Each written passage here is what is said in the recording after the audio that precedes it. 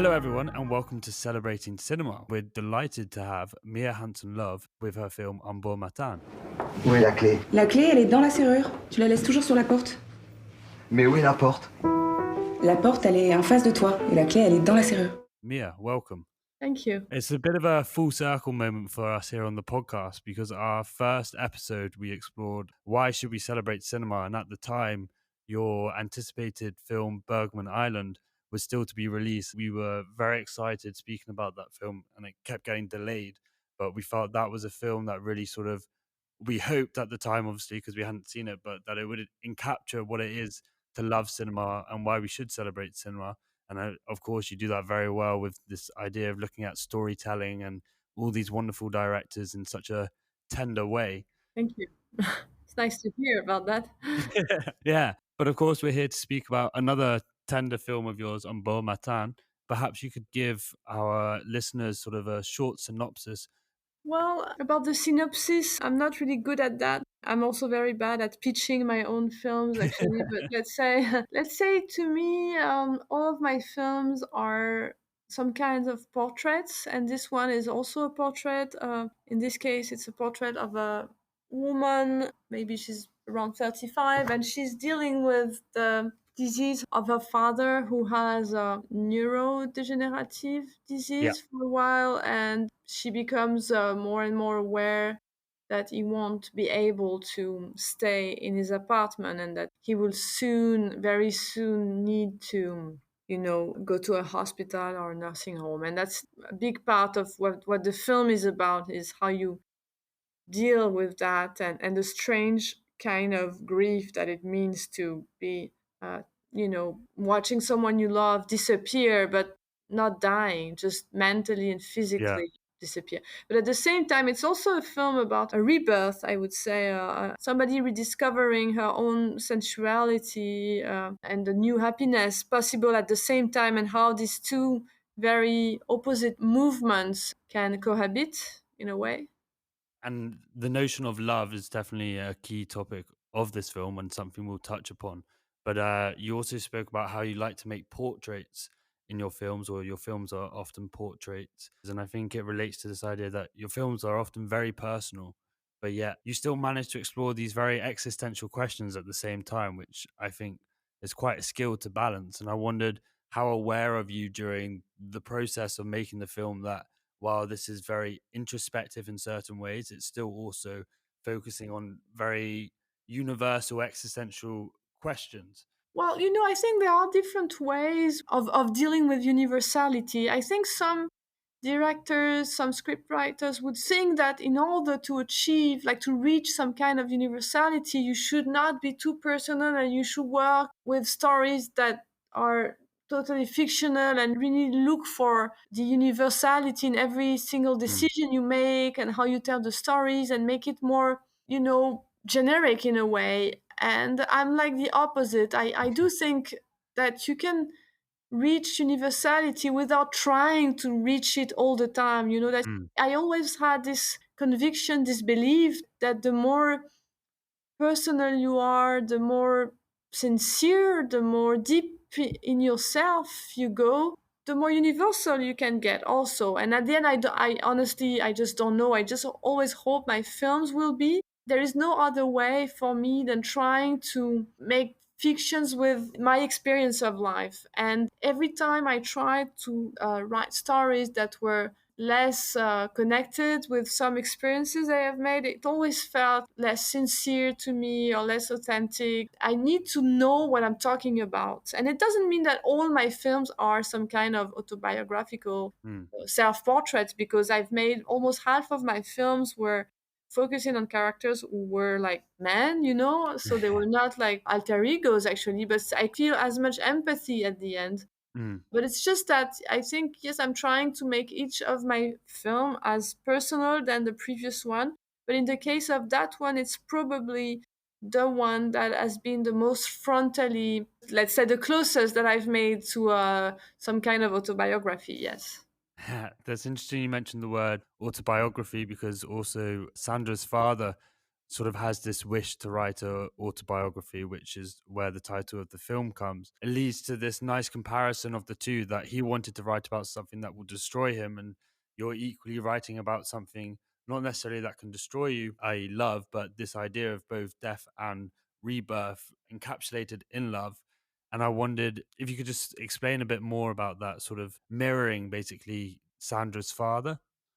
Well, it's interesting that you're mentioning that he wanted to also write an autobiography, because it's something that is said very late in the film. Actually, just one, it's a one short moment where Sandra mentions it at Christmas, the fact that he always wanted to write an autobiography. And actually, I think it reveals something that's quite crucial about my own relationship to why I make films and why I write stories. I've always thought, and I don't know if I'm right, but I've always thought that my father, who was a philosophy teacher, Mm. should have been, or could have been, there was something about him that he could have made him a writer. And because of his life and some drama happening in his family, and the fact that he had to become an adult and financially, economically take care of his Yeah. own family for many, reasons that have to do with his own personal story, he couldn't achieve that. He was haunted both by his own, past and the past of his family, in a way that it transmitted to me, I think, but also he was haunted by this frustration of not being able to become a writer when he was writing so beautifully. I mean, he really had like an incredible gift. He had such a beautiful language.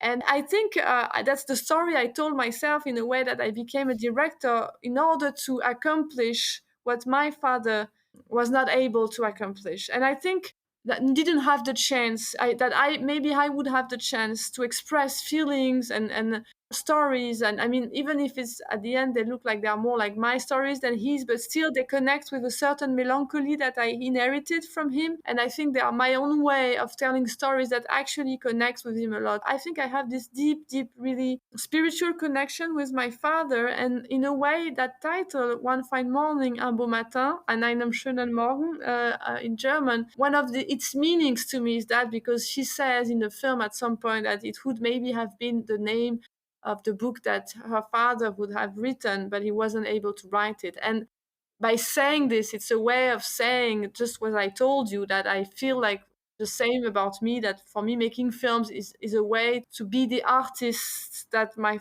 father could not be. That's a really lovely answer. This idea again of objects as subtle cues for this idea that what we love can then still affect who we love, in the sense that, so Sandra's father, his books still sort of lives on or evokes these same memories for Sandra when she's exploring them, and then of course his students. And I think in the same way, I like to look at film in a similar light, that film is this object that even after people pass on, it's still something that helps us remember people. And I wondered, again, sort of what were you thinking about when using these kind of object ideas as cues for memories? Well, I totally agree with what you just said. I mean, this connection that you just made between the books and the films, actually, I feel the same about the films as being a way to make the presences of the people we love last longer. I Mm. wouldn't say we can make them eternal. It would sound too pretentious, of course, but at least it's a way to try. One of the reasons why I make film is like, it's this illusion that I have when I make films, that I will capture the presence of people, not let these presences be destroyed by the time, let not them vanish. You know, time takes everything away. I guess I grew up, and that's also something I imitated from my parents in various ways, but like with this obsession of memory, I feel like I'm always worried that I will lose memory, that everything will vanish. And in a way, making films for me, it is a way of marking, the time. Oh, when I Uh, did that film, that was right after the producer of my first feature died. And after that happened, I made that film about him. Or when I made this film, that's when I was having my second child. In a way, Yeah, my films are deeply connected to my life, but in a way that it also helps me understand better the person who I am, yeah. and the way time passes, and it helps me believe in the fact that the time will not actually destroy everything. So in the same way I have this belief about films, I do have with some other objects, depending what they mean for the characters in my film. But yes, you're right, the books have the same function in the film. They are material things, but they're more than that. They are actually our connection to the spiritual things, and they are our connection with the invisible. What is a book actually? It's something that somebody wrote. It's the words of somebody expressing himself or Mm, herself, and there is the author of these books who were human beings, and they are also the people who read them and wanted to read them, and why it affected them so much. And it tells also about who were this person. And when you look at Georg's, the father's library in the film, it tells you about what kind of person he was. The fact, for instance, that most of the books are German books. mm. Of course, you don't have to know that to understand the film, but I put all the real books of my father there, Oh, wow. not only for affective, sentimental reasons, but also because most of these books were in German, and they actually don't look the same like French books would. Mm, The German editions, they have a different color, different yeah, texture, they have a different look, basically. And so it gives a different atmosphere to these libraries. And I wanted to be faithful to that, because I really believe in the fact that in these details there is the soul of a film that ultimately defines itself. yeah. Again, a really nice answer. The film itself is, I think, is now starting to become a part of a number of other films that are dealing with this topic of an aging population. So, for Mm. instance, you have The Father, and then there's this Dutch film that's come out recently called Pink Moon. And I find it interesting that more directors are wanting to explore this because it's an issue that's going to affect us all in some way.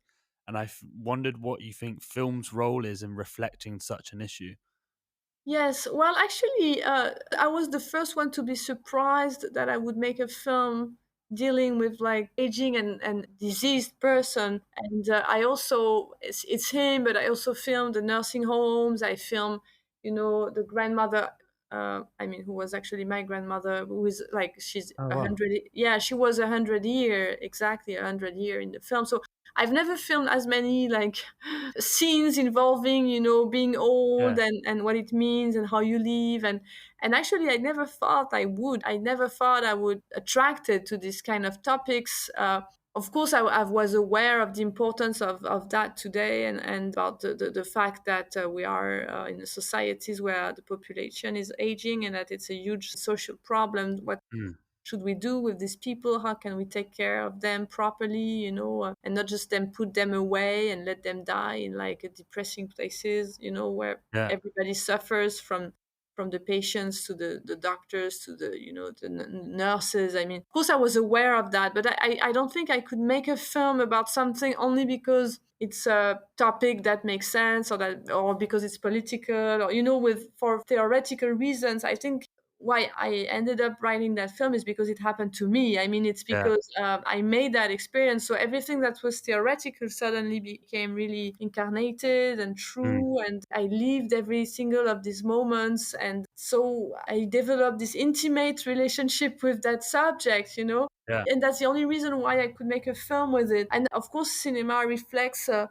society and all its its problems, and there is a huge amount of them, and the cinema should reflect the world as it is, and I've always tried to do that. But on the other hand, I think we should be careful in putting too many functions in the cinema, because now it feels like more and more that we expect the cinema to be like the sociology, telling us, criticizing the society and telling us all about these problems. But I think it's great if the cinema does it, but I don't think we should look at it as if it was the purpose of why the Yeah. cinema exists. Because if we do that too much, ultimately, that could also kill the independent cinema. The fact that sometimes I have the feeling the only reason why film could exist is only because it is, telling about some social issues. You know what I mean?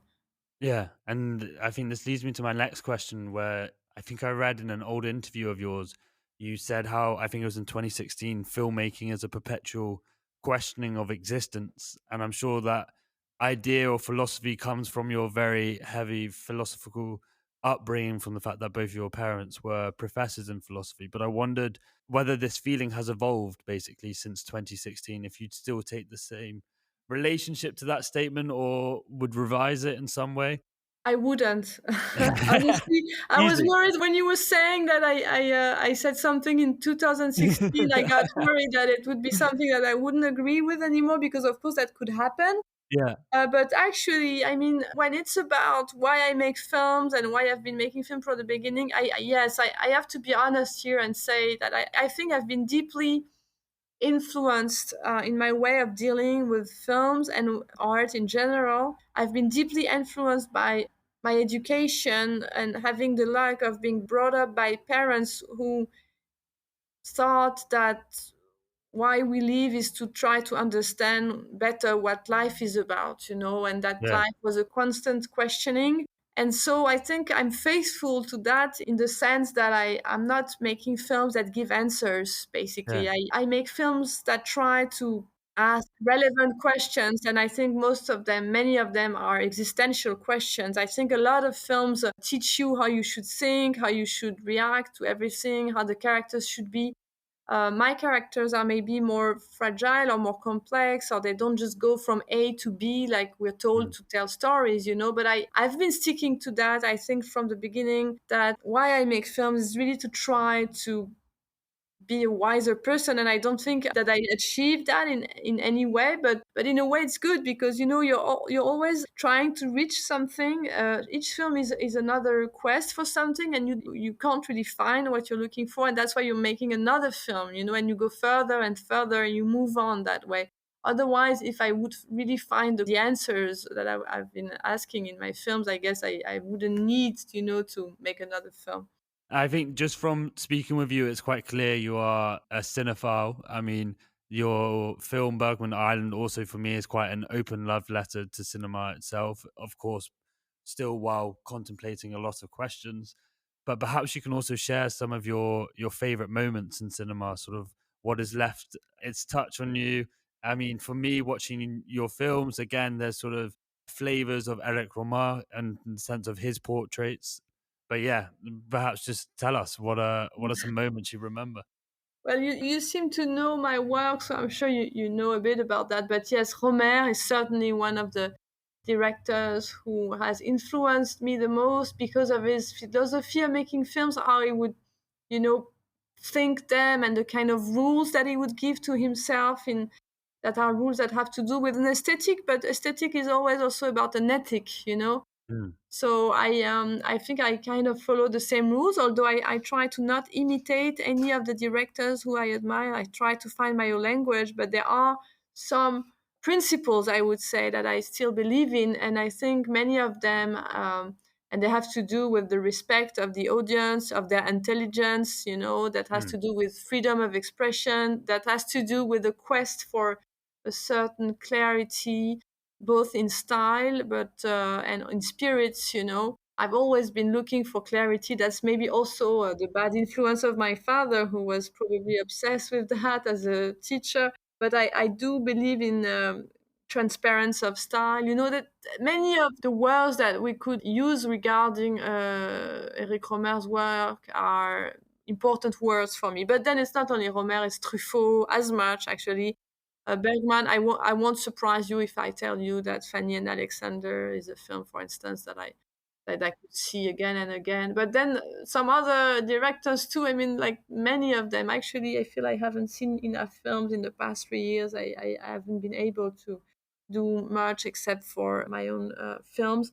But like the films of Nanni Moretti, for instance, are films that I often, especially the films that he would do in the 70s and 80s, were films that I really love. The films of Visconti, I could watch them again and again forever, although my films are very far away. I don't do historical period films. I don't do them with the kind of scale that he would do, but still there is something about the elegance and the depth and the classicism. I mean, that's a modernity of Visconti that looks Yeah. like classicism because it doesn't show its modernity, but actually is modernity. That's something that I find extremely inspiring.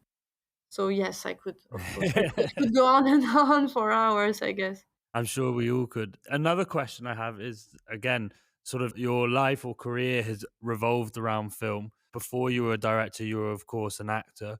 But some may not know that you were also a film critic back in the day, also writing about film. And I wondered if you always knew you wanted to transition into becoming a director, and also how these different roles within film help inform your ability to direct now. Well, it's a little bit of a myth that I was an actress. I mean, I've been said that many times, but actually, I feel always embarrassed about that because I was only in 2 films and they were small parts.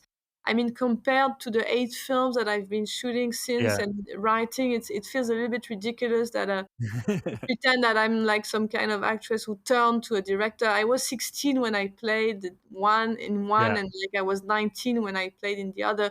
But I'm not trying to pretend that they were not important for me because that's how I made the experience of a set, for the first time, and that was a life changing, experience. So it was a very important, influential moment for me. But I was not an actress in a professional definition of it. I was Yeah. more than amateur. And then I wasn't in any film anymore, and that was it. So, but about the film critic experience, well, it's not something that I would neither be bragging about. I also feel quite embarrassed when that comes up again.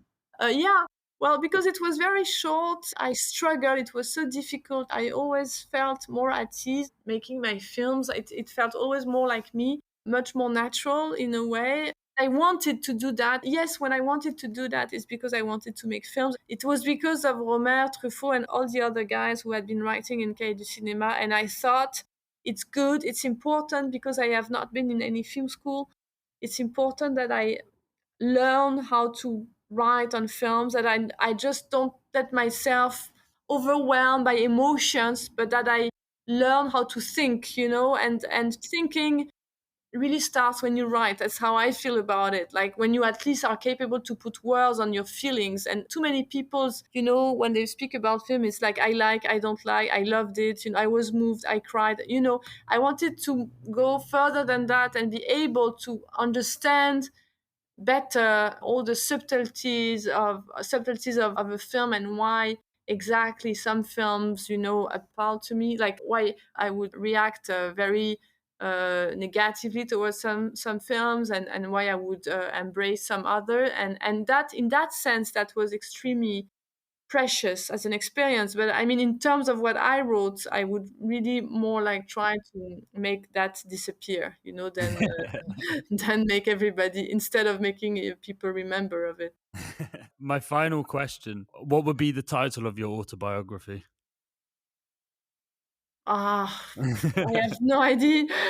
I think Un Beau Matin, if it wasn't already used in my film, maybe I could have kept it for my own autobiography. But I'm not that old, that I would think of the title of my Yeah. autobiography. Maybe No. ask me this if I still live in 40 years. Maybe you ask me this again then, okay?